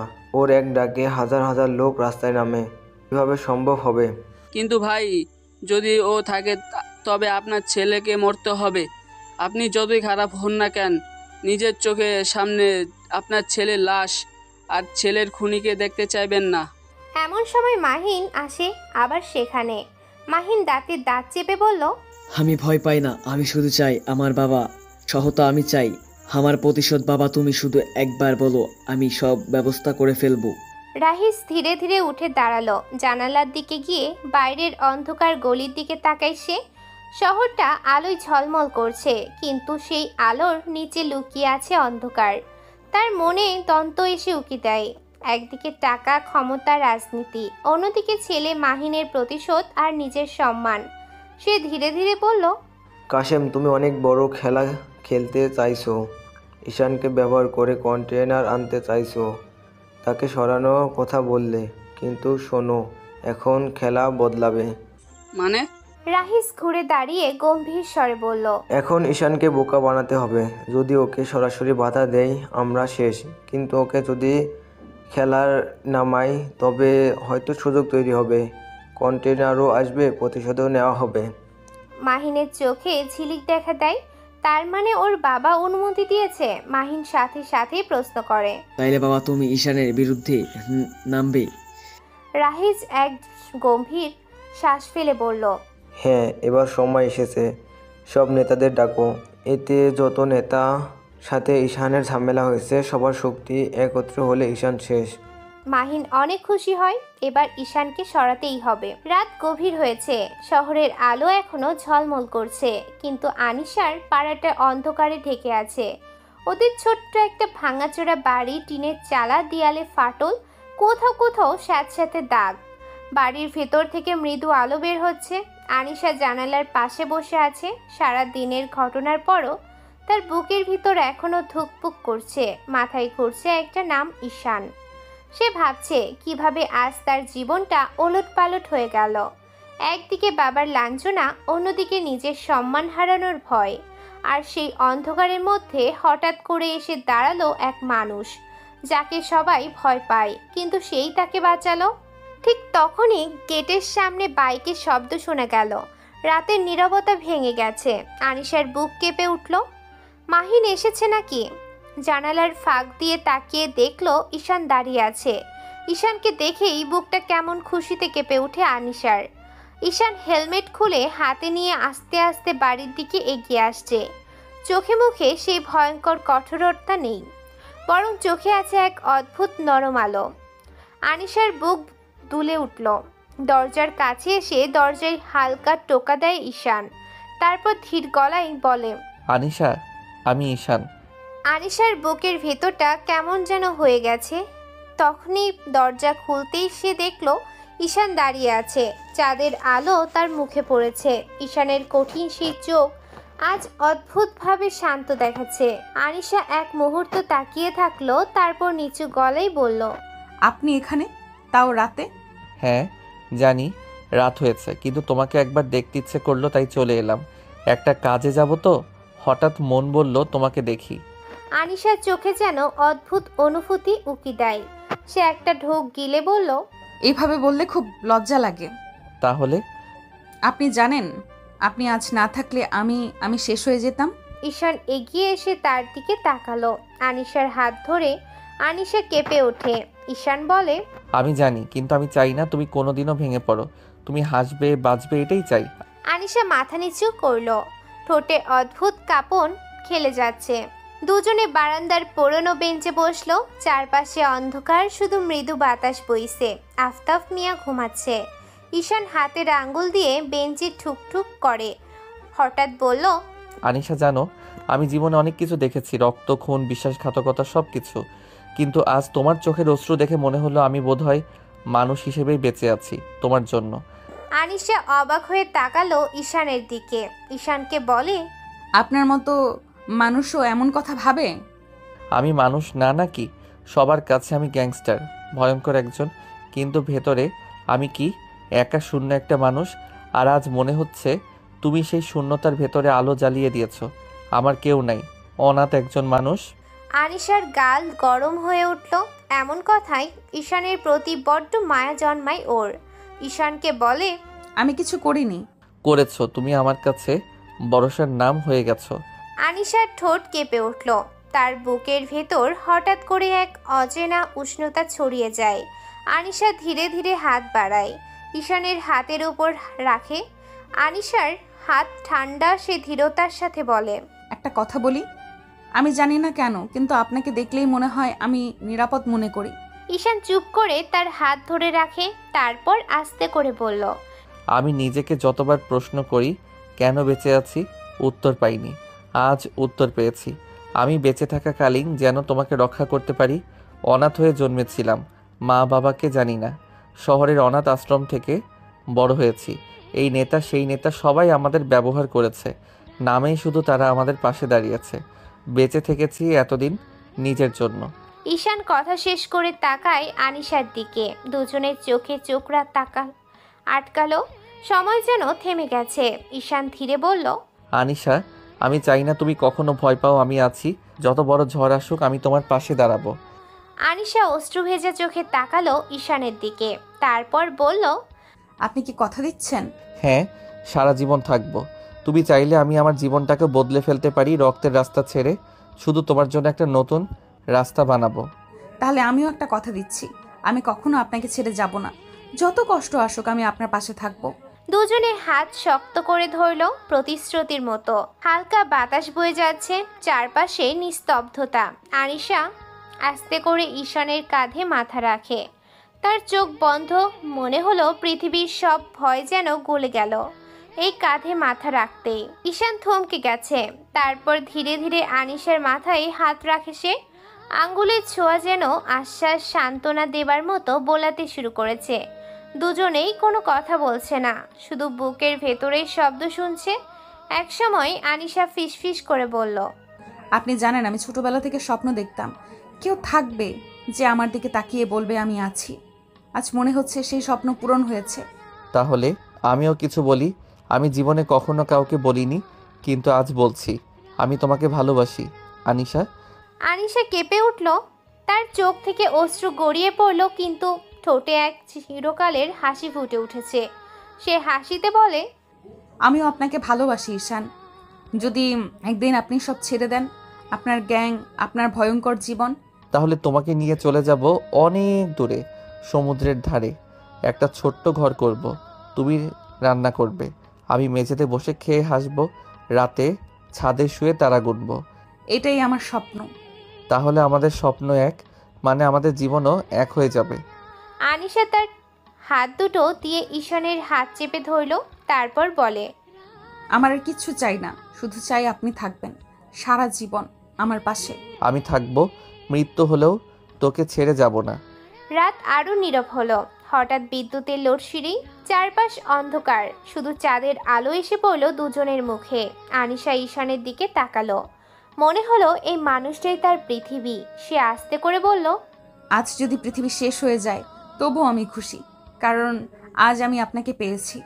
না আনিশা, পৃথিবী শেষ হবে না, কারণ আমাদের গল্প এখনো শুরুই হয়নি। দুজনে একে অপরের চোখে চোখ রেখে বসে রইল, যেন চারপাশের সবকিছু হারিয়ে গেছে, শুধু বেঁচে আছে তাদের ভালোবাসা।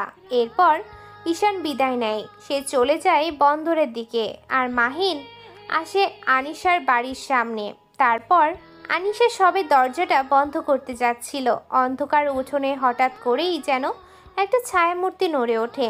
তার বুক ধড়ফড় করতে লাগলো, কারণ ঈশান তো চলে গেছে, তাহলে আবার কে আসবে এখন? আনিশা কাপা গলায় প্রশ্ন করে, কে?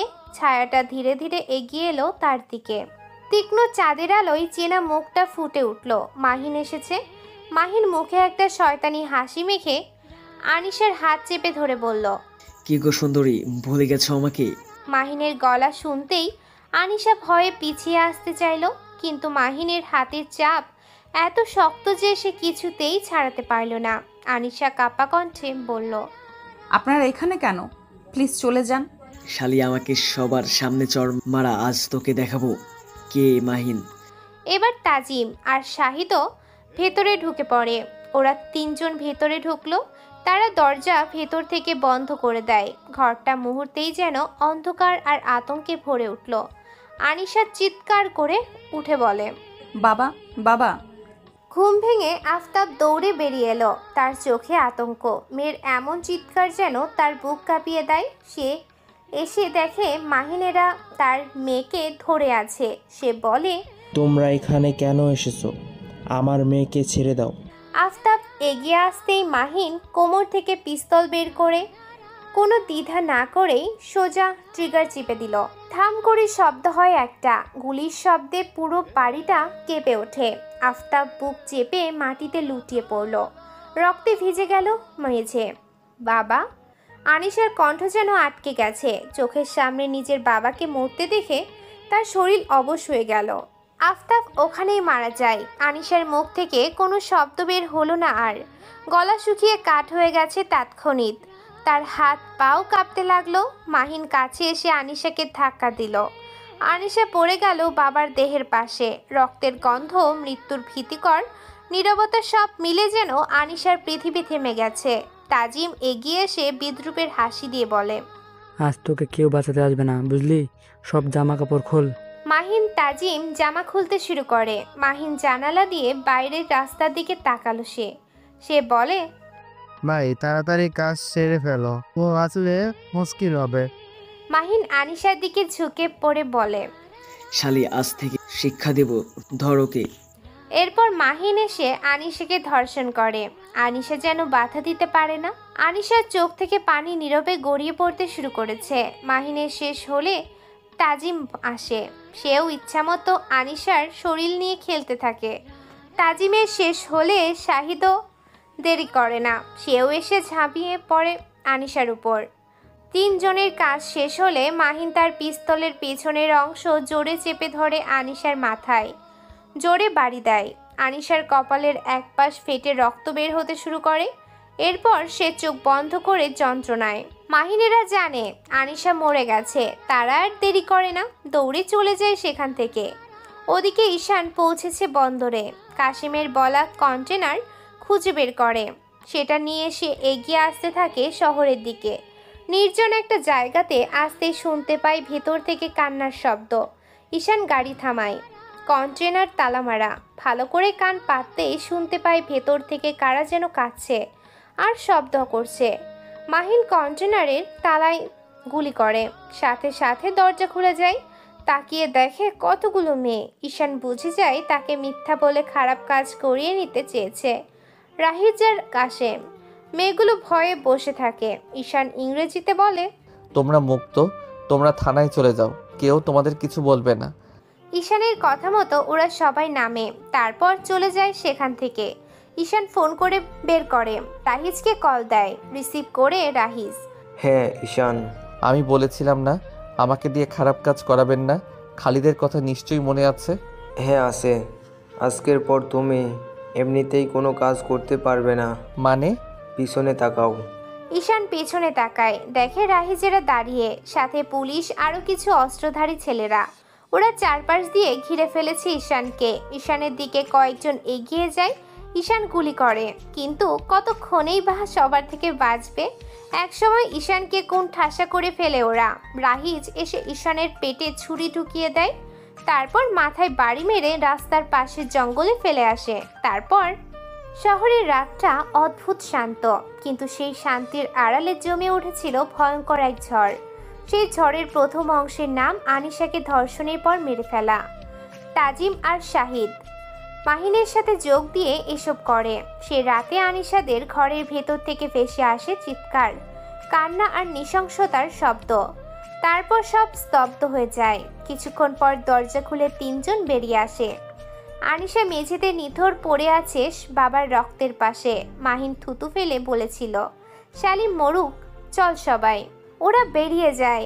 রাত আবার নিস্তব্ধতা হয়ে গেল, কিন্তু তখনও একটা মৃদু নিঃশ্বাস বেঁচেছিল আনিশার শরীরে। অন্যদিকে বন্দরে যুদ্ধের প্রস্তুতি চলছিল। ঈশান একাই গিয়েছিল। তার সিদ্ধান্ত ছিল তার নিজের লোকজনকে বিপদে ফেলবে না। রাতের অন্ধকারে ট্রাক দাঁড়িয়েছিল, কন্টেইনার ভর্তি মেয়ে। রাহিজ লোকজন নিয়ে হাজির হয়। ঈশান, আজ তোর খেলা শেষ। ঈশান ঠান্ডা চোখে তাকালো। ঈশান বুঝে যায় তাকে মারতেই সবাই এসেছে। সব নেতা পুলিশ আজ এক জায়গাতেই হয়েছে।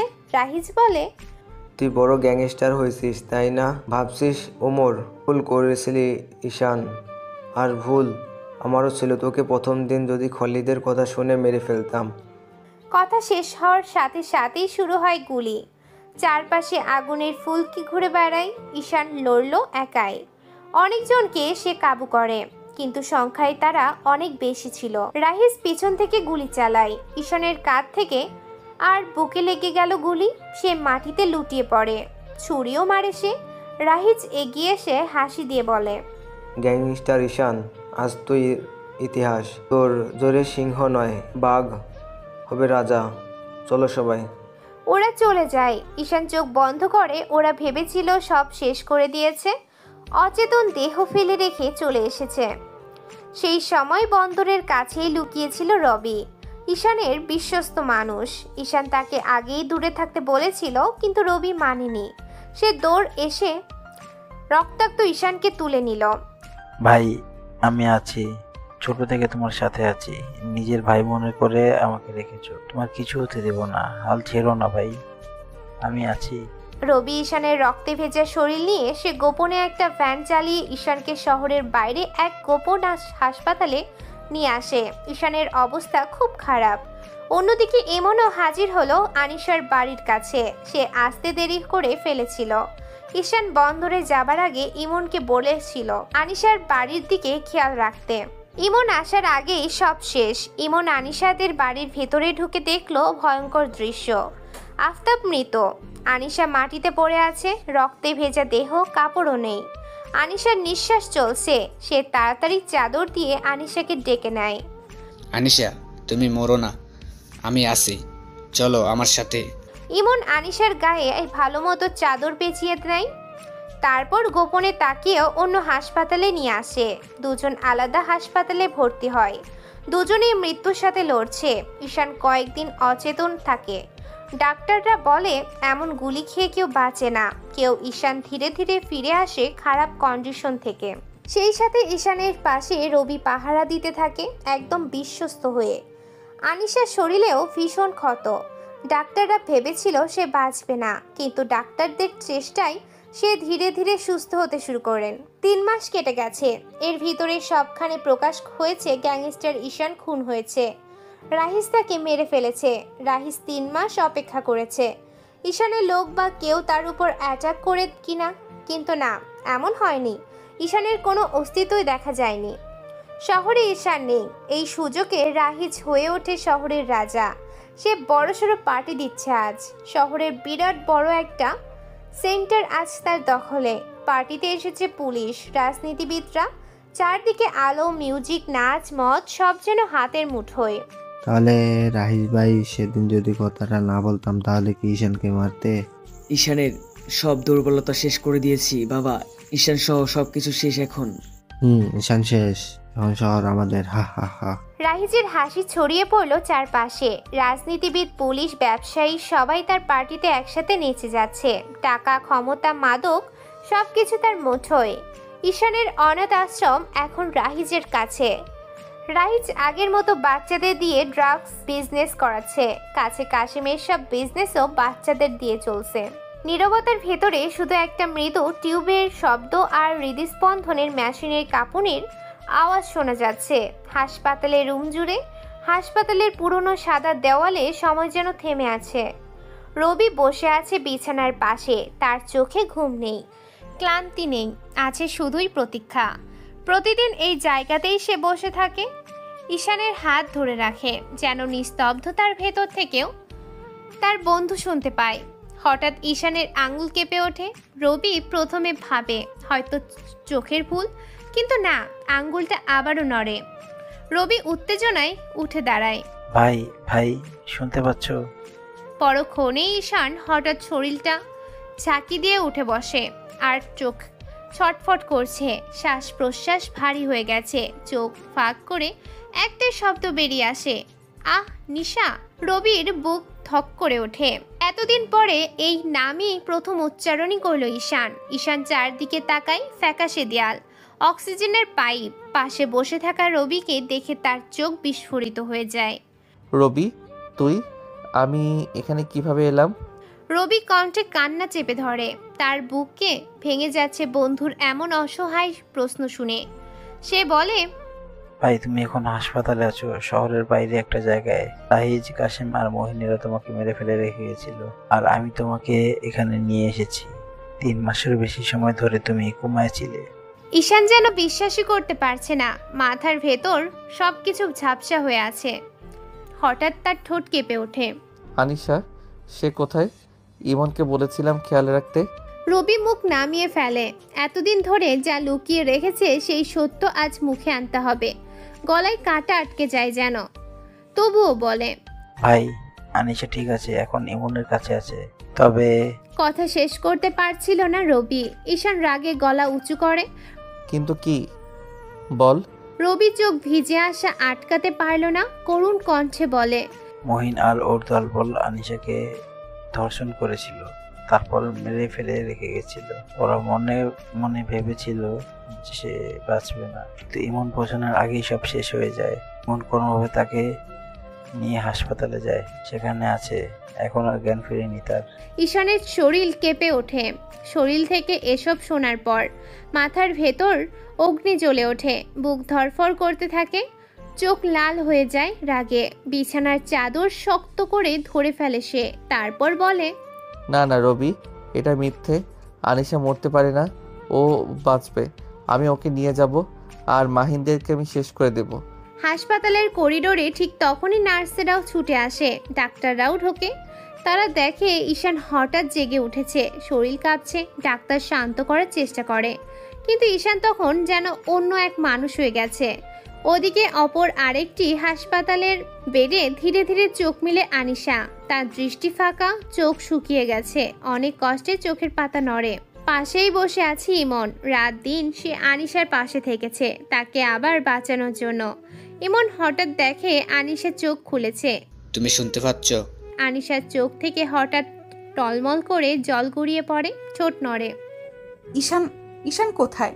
মন হকচকিয়ে যায়। এত কষ্টে বেঁচে থাকা মেয়েটা প্রথমে ঈশানের নাম নেয়। গলার স্বর ফেটে যায় ইমনের। তার বন্ধুর কথা সে রেখেছে, আনিশাকে সে খেয়াল রেখেছে। ও এখন ভালো আছে। একটু আগে রবির সাথে কথা হয়েছে। ঈশানকে মেরে রাস্তায় ফেলে রেখে মাহিনের লোকেরা এখন সে জেগে উঠেছে, তোমার কাছেই আসবে। আনিশার ঠোঁটে ক্ষীণ হাসি ফুটে ওঠে, কিন্তু সেই হাসির আড়ালে অসীম যন্ত্রণা। স্মৃতির ভেতর ঢুকে যায় সে অন্ধকার রাত। আতঙ্ক, অপমান আর মৃত্যু ছুঁয়ে গিয়েছিল তাকে। শরীর ভেঙে গিয়েছিল, কিন্তু মন ভাঙতে পারেনি। তার বাবার কথাও মনে পড়ে। ডুকরে কেঁদে ওঠে আনিশা।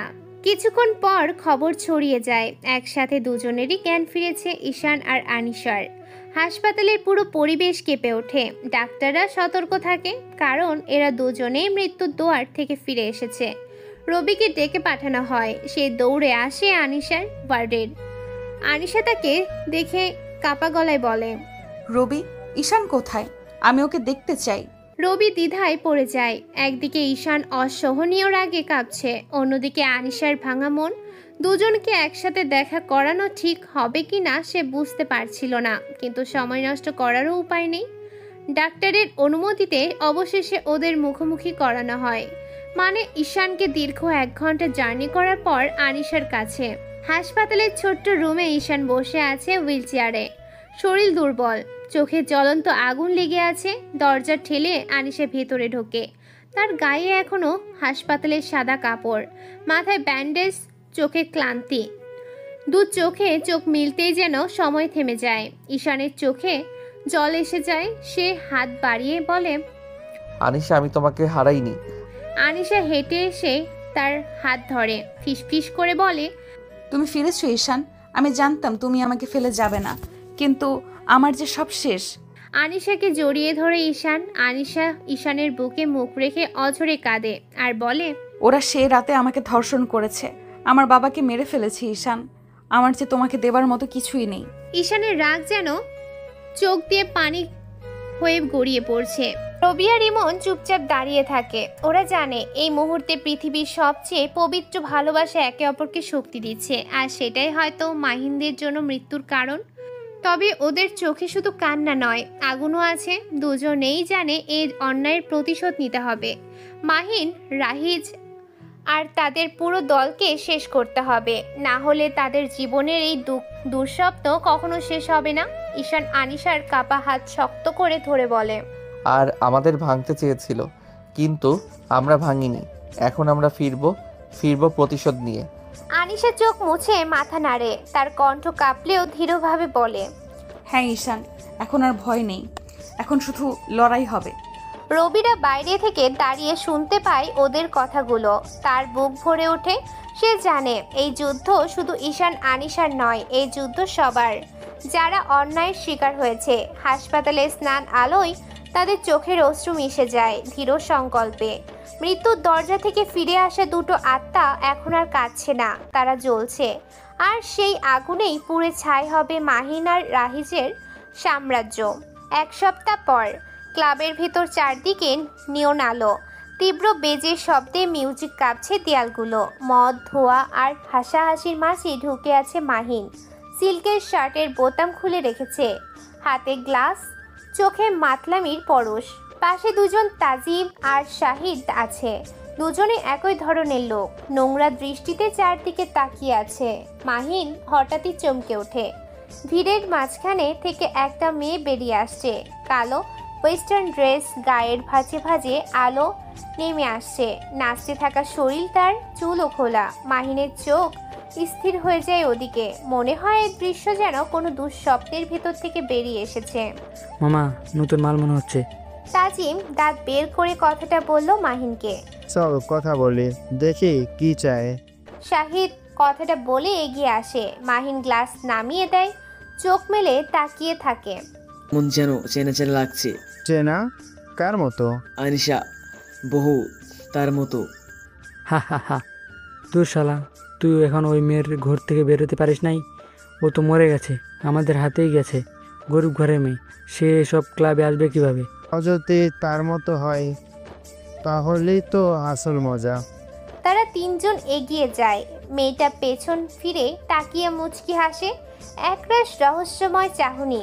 ওরা মেয়েটার থেকে সিগন্যাল পেয়ে আরো খুশি হয়।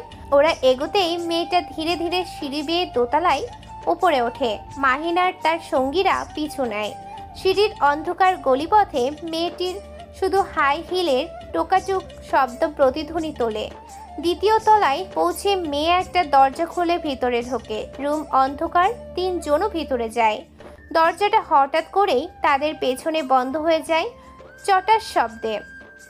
লোহার বোল্ট টেনে বন্ধ করার শব্দ কানে যায়।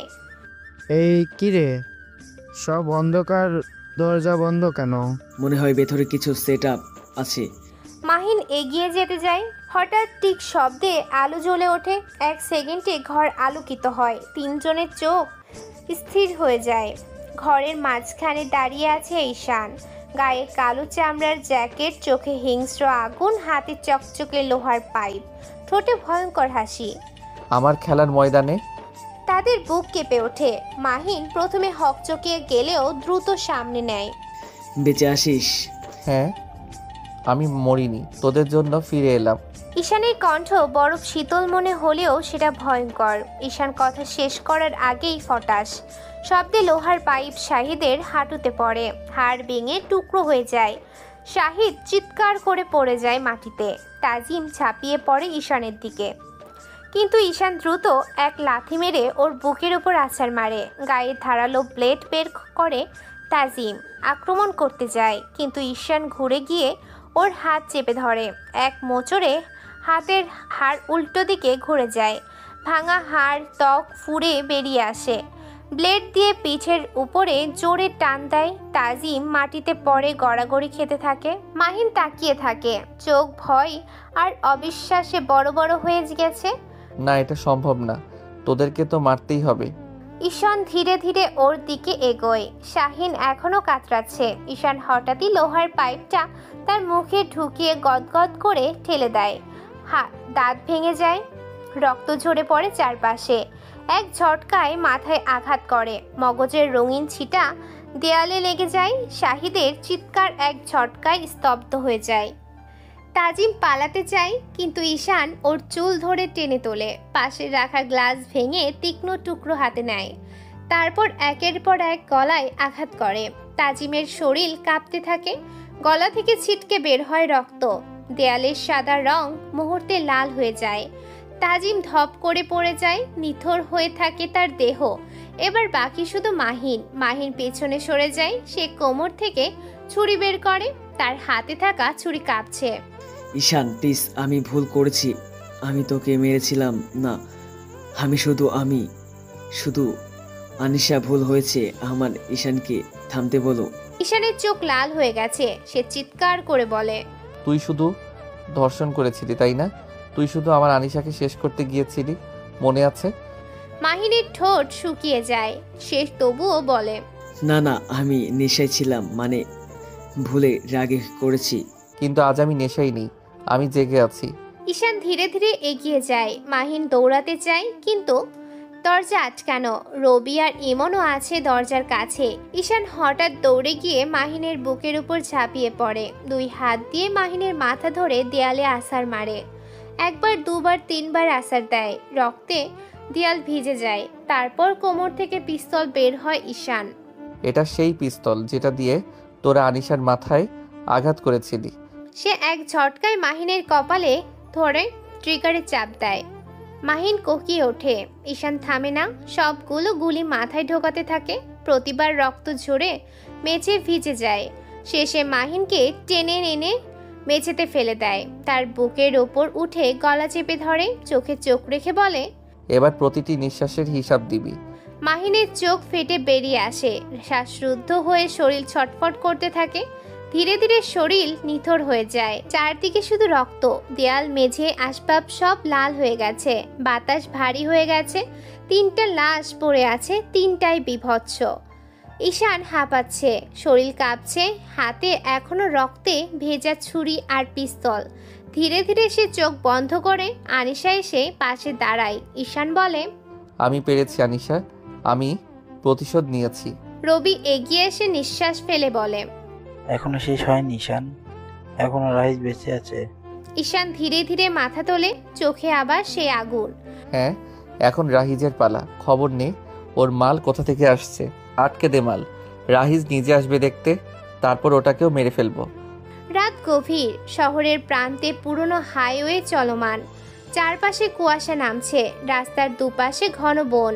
দূরে শেয়ালের ডাক শোনা যাচ্ছে। একটা বিশাল ট্রাক কালো অন্ধকার ভেদ করে এগিয়ে আসছে। হেডলাইটের আলো কেটে যাচ্ছে কুয়াশাকে। ভেতরে ড্রাইভারের চোখে টান, তবু সতর্কতা। ট্রাকের ভেতরে 20-25টা অনাথ বাচ্চা ভয়ে চুপচাপ বসে আছে। ওরা জানে না কোথায় নিয়ে যাওয়া হচ্ছে। সাথে আছে কয়েকটা লোহার ট্রাক, ভেতরে কোটি টাকার ড্রাগস। ড্রাইভার হঠাৎই দেখে রাস্তার ওপর একটা বিশাল গাছ পড়ে আছে। ব্রেক কষতেই কিচ শব্দে ট্রাক থেমে যায়। শালার গাছকে রাখলো রে, ড্রাইভার গালি দেয়, কিন্তু হঠাৎ সামনে ধোয়ার মেঘ, ফস শব্দে বোম ব্লাস্ট হয়। একটার পর একটা গ্যাস বোমা এসে পড়েছে রাস্তায়, ঘন ধোঁয়া ভরে যায়।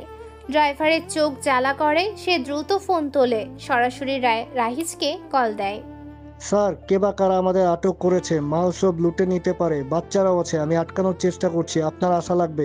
ওপাশ থেকে কয়েক সেকেন্ড নীরবতা, তারপর রাহিজের গলা শোনা যায়, অপেক্ষা করি, আমি আসছি। আমার মাল কেউ খাবে সেটা হতে পারে না। ড্রাইভার ফোন কেটে দেয়। গাড়ির ভেতরে লোকজন দম বন্ধ হয়ে কাঁদতে থাকে, বাচ্চারা কাছে। কাশেম আর রাহিজ রওনা দেয়। শহরের সবচেয়ে ভয়ঙ্কর মানুষ রাহিজ, কিন্তু আজ রাতে সে একাই আসছে। কোনো বডিগার্ড, কোনো গাড়ি বহর নেই, কারণ তার 2 নাম্বারই বিজনেস। প্রশাসন জানলে সমস্যা। কালো জিপ থেকে যায় রাস্তার পাশে, হেডলাইট নিভে যায়। রাহিজ থামলো গাড়ি থেকে, গায়ে কালো লেদার কোট, হাতে বন্দুক, চোখে লালচে আগুন রেখা। যাই হোক না কেন, আজ শেষ করে দেব। সে আর কাশেম ট্রাকের দিকে এগোয়। কুয়াশা, গ্যাস আর অন্ধকার মিশে সবকিছু রহস্যময় হয়ে উঠেছে। হঠাৎ কোথা থেকে একটা কণ্ঠ ভেসে ওঠে, অবশেষে এলে রাহিদ সাহেব। রাহিজ স্থির হয়ে যায়। এই কণ্ঠ তার ভীষণ চেনা। সে ধীরে ধীরে চারপাশে তাকায়, ভয়ে সে ভর করেছে। কে? বের হয়ে আয়, হারামের বাচ্চা। অন্ধকার ফুঁড়ে বেরিয়ে আসে এক ছায়ামূর্তি। ধোয়ার মধ্যে দাঁড়িয়ে আছে ঈশান, মুখে রক্তাক্ত হাসি লেগে আছে, চোখে অগ্নিশিখা। তুই? আমি বেঁচে আছি রাহিস, তুই ভেবেছিলি শেষ করেছিস আমাকে? এত জলদি তো শেষ হব না। ঈশানের কথায় রাহিজের শরীর জমে যায়। মুহূর্তের অতীত ঝলসে ওঠে মনে। সেই রাত, খুন, প্রতারণা। অসম্ভব, তুই মরেছিলি, আমি মেরেছিলাম তো তোকে। না, আমি মরিনি, কিন্তু আজ তুই মরবি আমার হাতে, আর আমি তোকে মারতে কোনো ভুলও করব না। দুজন একে অপরের দিকে তাকিয়ে থাকে। বাতাস ভারী হয়ে যায়, চারপাশে শুধু বাচ্চাদের কান্নার শব্দ। রাহিজ গর্জে ওঠে, বলে, তুই জানিস আমি কে? এই শহর আমার, সব কিছু আমার, আমি যা চাই তাই করি। তানিশা, ঈশান, তোরা কিছু না, যা এখান থেকে। ঈশানের চোখে জল চিকচিক করে, হাসে সে। তুই তো জানিসও না তোর ছেলেকে একটু আগে মেরে ফেলেছি। তুই আমার জীবনটা শেষ করেছিস, আজ তোর শেষ দিন। রাহিজ বন্দুক তুলে ধরে। কি আইনকে মারিছিস? তোকে আমি মেরে ফেলবো। কিন্তু ঠিক তখনই বিকট শব্দে ট্রাকের উপরে আলো জ্বলে ওঠে। সেখানে দাঁড়িয়ে আছে রবি, হাতে স্নাইপার। দূরে দাঁড়িয়ে আছে গান নিয়ে ইমন, আর ছুরি হাতে দাঁড়িয়ে আছে দূরে আনিশা। রাহিজ থমকে যায়। আনিশা বেরিয়ে আসে, হাতে ছুরি। রাহিজ বুঝতে পারে সেই একা, কোনো সিকিউরিটি নেই, কোনো সাহায্য নেই, ফাঁদে পড়েছে সে। ঈশান ধীরে ধীরে এগিয়ে আসে, তারও হাতেও ছুরি। রাহিজ, তুই প্রতিটি নিঃশ্বাসের জন্য রক্ত দিবি। এমন সময় ইমন গুলি করে কাশেমের বুকে। কাশেম পড়ে যায় মাটিতে। রাহিজ গুলি ছড়ে, কিন্তু তার আগে স্নাইপারের গুলি এসে রাহিজের হাতে লাগে। রাহিজের ছোড়া গুলিটা ঈশানের পাশ ঘেঁষে যায়। ঈশান ঝাঁপিয়ে পড়ে, দুইজন মাটিতে পড়ে যায়। রাহিজের হাত থেকে বন্দুক ছিটকে পড়ে যায় এক পাশে। রাহিজ বাঘের মতো লড়াই করে, তার শরীর শক্তিশালী। এক ঘুষিতে ঈশানের মুখ ফেটে যায়, কিন্তু ঈশান এবার অন্যরকম। সে পাগলের মতো হাসছে। মার মার, যত খুশি মার, আজ তোকে আমি খুঁটে খুঁটে মরাবো। সে রাহিজের চুল ধরে পাথরের উপর আছাড় মারে, মাথা ফেটে রক্ত বেরোয়। রাহিজ মরিয়া হয়ে প্রতিরোধ করে, কিন্তু ঈশানের শক্তি আজ অমানসিক। ঈশান পকেট থেকে লোহার শিকল বের করে, সেই শিকল দিয়ে রাহিজের গলা পেঁচিয়ে টেনে ধরে। রাহিজ ছটফট করে, শ্বাস নিতে পারে না, চোখ ফুলে যায়। ঈশান তার কানে ফিসফিস করে বলে, এটা তোর প্রতিটি পাপের হিসাব। সে শিকল ছেড়ে দেয় না। রাহিজ হাত পা ছুঁড়ে মরতে থাকে। এক সময় শরীর নিথর হয়ে যায়, কিন্তু ঈশান থামে না। সে রাহিজ আর কাশেমে টেনে এনে ট্রাকের সামনে ফেলে দেয়, তারপর গ্যাসোলিন ঢেলে দেয় চারপাশে। রবি চিৎকার করে, ঈশান ভাই থামো, যথেষ্ট হয়েছে। কিন্তু ঈশান তখন পাগল হয়ে যায়। আনিশা বাচ্চাদের সরিয়ে নেয়, আর ঈশান আগুন ধরিয়ে দেয় সেখানে। আগুন লেলিহান শিখায় জ্বলে ওঠে। রাহিজের শরীর মুহূর্তে পুড়ে যেতে থাকে, চারপাশে গন্ধ ছড়িয়ে পুড়ে যাওয়া মাংসের। ঈশান দাঁড়িয়ে দেখে তার চোখে আগুন আর জল মিশে গেছে। এভাবেই শেষ হয় দানব। ভালো থাকিস তোরা ওপারে। আনিশা দাঁড়িয়ে আছে দূরে, তার চোখে অশ্রু, তবু ঈশানকে দেখে হাসে। ঈশান ধীরে ধীরে এগিয়ে আসে, শরীর রক্তে ভেজা, মুখে ক্ষত তার, কিন্তু চোখে শান্তি। আনিশা তার সামনে দাঁড়িয়ে ফিসফিস করে, শেষ হলো ঈশান? হ্যাঁ আনিশা, আমাদের দুঃস্বপ্ন শেষ। তারা একে অপরকে জড়িয়ে ধরে। চারপাশে আগুন জ্বলছে, ধোঁয়া উঠছে, কিন্তু সেই আগুনের মাঝেই তারা খুঁজে পায় ভালোবাসা, নিরাপত্তা। রবি আর এমন বাচ্চাদেরকে সেফ জায়গাতেই এনেছে। মুক্ত বাতাসে বাচ্চারা কাঁদতে কাঁদতে হাসতে থাকে। ঈশান আর আনিশা হাত ধরে তাকিয়ে থাকে সেই শিশুদের দিকে। তাদের মনে হয় এক নতুন জীবনের শুরু হলো। কুয়াশার ভেতর থেকে ধীরে ধীরে নতুন ভোরের সূর্য ওঠে, অন্ধকার কেটে যায়। ঈশান আর আনিশা পাশাপাশি দাঁড়িয়ে আকাশের দিকে তাকিয়ে থাকে। এবার আর কোনো ভয় নেই ঈশান? না, এবার শুধু নতুন জীবনের শুরু। দুজনের চোখে অশ্রু, ঠোঁটে ভালোবাসা। অতীতের রক্তাক্ত দুঃস্বপ্ন শেষ হয়েছে, এখন তাদের সামনে শুধু নতুন ভোর। আসসালামু আলাইকুম।